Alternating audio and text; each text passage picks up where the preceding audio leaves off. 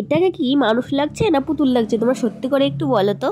ও কতটা সুন্দর তোমরা তো দেখতেই পেলে। ও মেকআপ করুক আর না করুক, ওর যে ন্যাচারাল লুক সেটা বজায় রেখেই আমি ওর মেকআপটা করব। সেই অ্যাকর্ডিং আমি ওর একটা লুক সাজেস্ট করি।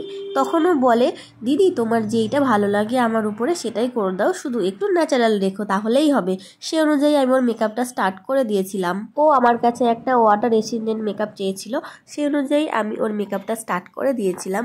সত্যি কথা বলতে কি, আমার কাছে ছোটোবেলায় একটা পুতুল ছিল, অবিকল না হলেও কিছুটা ওর মতো দেখতে, তাই ছোটোবেলার কথা সে মনে পড়ে গেছিল। আর হ্যাঁ, যারা আমার কাছে ক্লাস করতে চাইছো কিংবা আমার কাছে সাজতে চাইছো আর এত সুন্দর সুন্দর টেকনিক জানতে চাইছো, তারা অবশ্যই আমার সাথে কন্ট্যাক্ট করো। আমি কন্ট্যাক্ট নাম্বার ডিসক্রিপশন বক্সে দিয়ে দেবো। অ্যাকচুয়ালি ও আমাকে ফেসবুক থেকে দেখে বুক করে। ও আমার কাজ আমার খুব ভালো লেগেছে যে আমার কাজ ওর পছন্দ হয়ে ও আমাকে বুক করেছে। ও যেহেতু গ্লো মেকআপ চেয়েছে, আমি একটা ফিক্সার দিয়ে, তোমরা দেখতে পাচ্ছ ওর ফেসটা কতটা গ্লো করছে। তারপরে ময়শ্চারাইজার দিয়ে আমি মেকআপটা স্টার্ট করে দিয়েছিলাম।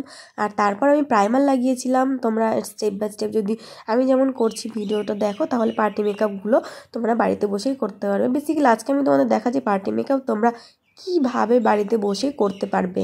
আর তারপরে আমি ওর কালার কারেক্টিংটা করে নিচ্ছিলাম, সেটাকে ছবিতে দেখানো হয়নি। তো তারপরে ভালোভাবে ব্লেন্ড করে আমি চলে গেছিলাম ফাউন্ডেশনের জন্য ব্যবহার করেছিলাম, যেহেতু এখন শীতকাল সেহেতু আমি সুপ্রা ফাউন্ডেশনটাই ব্যবহার করেছিলাম।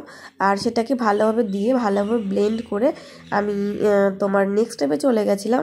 আর একটা কথা, আমি না কোনো তোমার আইলাইনারের ভিডিও নিতে পারিনি, তো সেই জন্যে আমার ওগুলো করা হয়নি।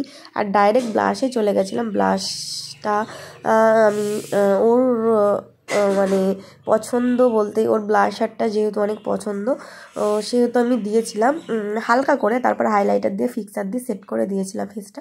তো তোমরা দেখতে পাচ্ছ পার্টি মেকআপটা কতটা সুন্দর লাগছে। ভিডিওটাই হেল্পফুল হলে অবশ্যই আমার চ্যানেলটাকে সাবস্ক্রাইব করে দিও।